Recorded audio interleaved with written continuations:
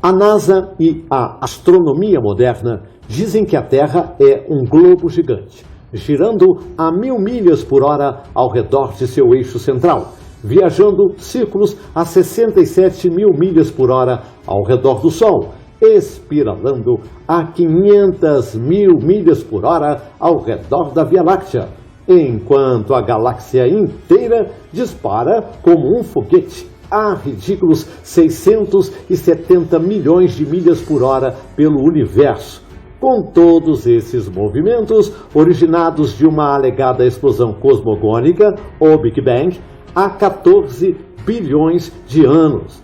Isso dá um total de 670 milhões 568 mil milhas por hora em várias direções diferentes, as quais todos estamos supostamente correndo simultaneamente.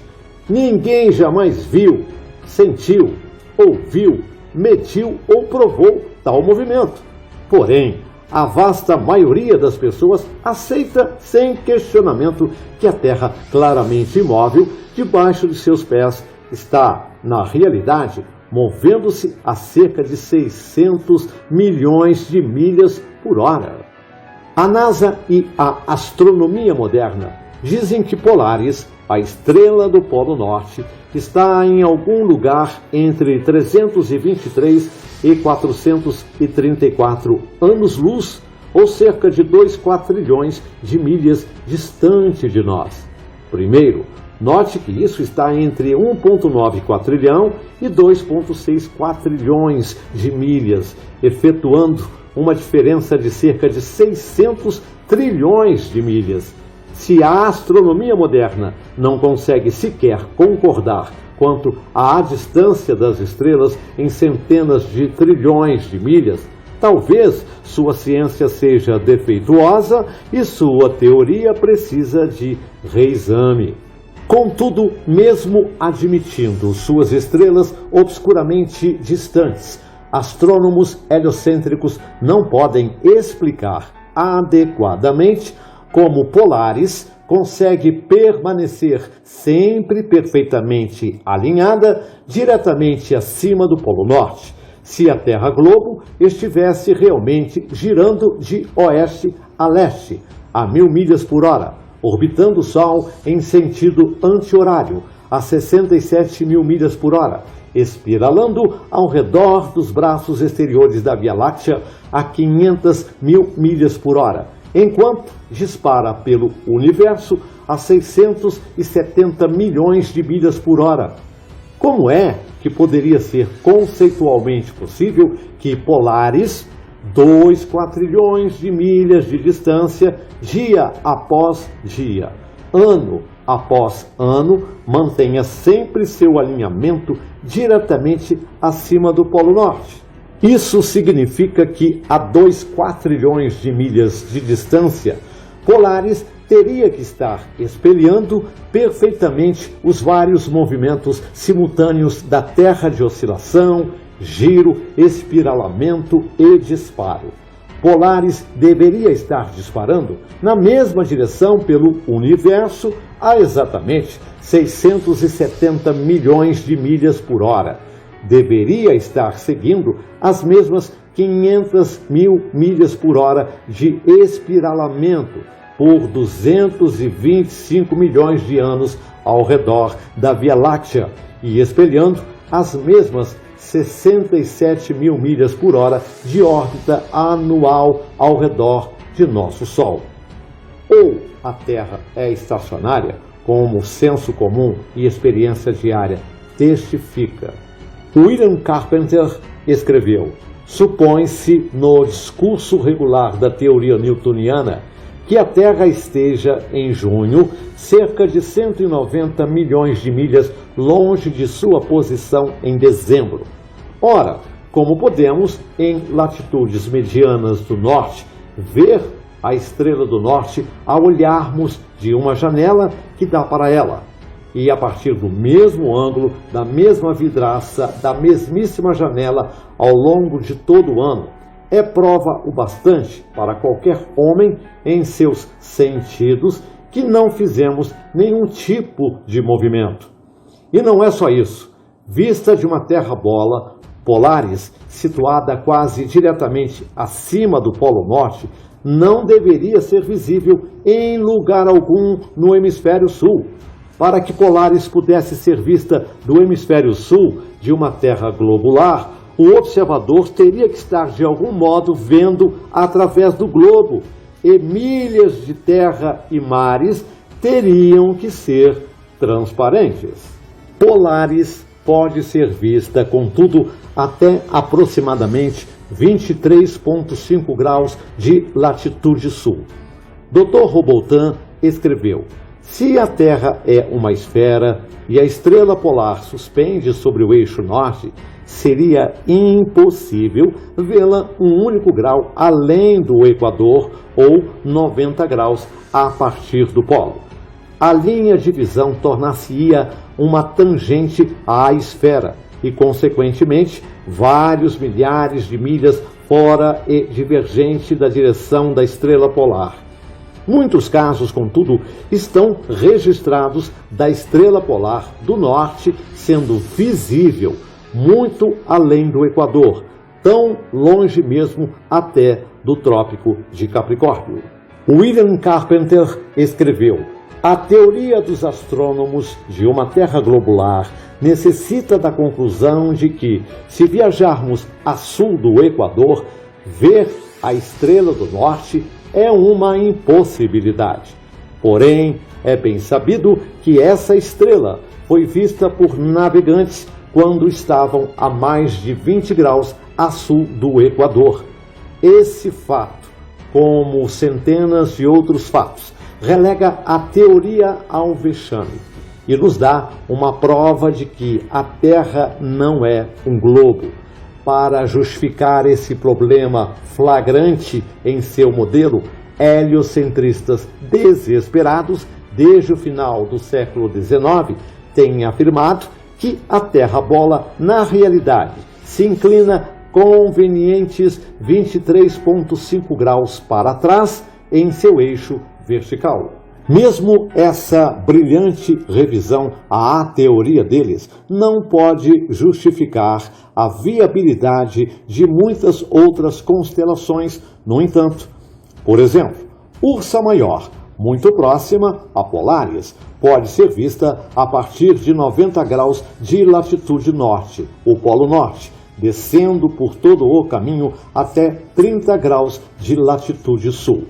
A constelação Vulpecula pode ser vista a partir de 90 graus de latitude norte, descendo por todo o caminho até 55 graus de latitude sul. Taurus, Pisces e Léo podem ser vistas a partir de 90 graus norte por todo o caminho até 65 graus sul. Aquários e Libra podem ser vistas a partir de 65 graus norte até 90 graus sul. A constelação Virgo é visível a partir de 80 graus norte até 80 graus sul. E Órion pode ser vista a partir de 85 graus norte por todo o caminho até 75 graus de latitude sul. Um observador numa Terra-bola, independentemente de qualquer inclinação, não deveria, logicamente, ser capaz de ver tão longe. Dr. Samuel Robotan escreveu: outra coisa é certa, que no interior do Equador, a estrela do Polo Norte e as constelações Ursa Maior, Ursa Menor e muitas outras podem ser vistas de cada meridiano simultaneamente, enquanto que no sul, a partir do Equador, nem a assim chamada Estrela do Polo Sul, nem a notável constelação do Cruzeiro do Sul podem ser vistas simultaneamente a partir de cada meridiano, mostrando que todas as constelações do Sul, a suposta Estrela do Polo, inclusive, varrem sobre um grande arco austral e no outro lado do meridiano, desde seu nascer à noite até se porem de manhã. Mas se a Terra é um globo, sigma octantis, a estrela do Polo Sul e a Cruzeiro do Sul, uma constelação circumpolar austral, todas elas seriam visíveis ao mesmo tempo, a partir de cada longitude na mesma latitude, como é o caso com a estrela do Polo Boreal e as constelações circumpolares boreais. Tal, contudo, não é o caso. Alguns heliocentristas até tentaram sugerir que a declinação gradual da estrela polar ao alto, enquanto um observador viaja a sul, é prova de uma Terra globular. Longe disso. A declinação da estrela polar ou de qualquer outro objeto é simplesmente um resultado da lei da perspectiva. A lei da perspectiva decreta que o ângulo e a altura em que um objeto é visto diminuem quanto mais um observador se afastar do objeto, até que, a um certo ponto, a linha de visão e a superfície da Terra, aparentemente se elevando, convergem para um ponto de fuga, a linha do horizonte, além do qual o objeto é invisível. Thomas Winship escreveu: se selecionarmos uma rua plana de 1 milha de comprimento, contendo uma fileira de lâmpadas, notar-se-á que, de onde estamos, as lâmpadas declinam gradualmente até o chão, a última delas estando aparentemente bem no chão. Escolha a lâmpada do final da rua e ande para longe dela umas 100 jardas, e ela aparentará estar muito mais próxima ao chão do que quando estávamos perto dela.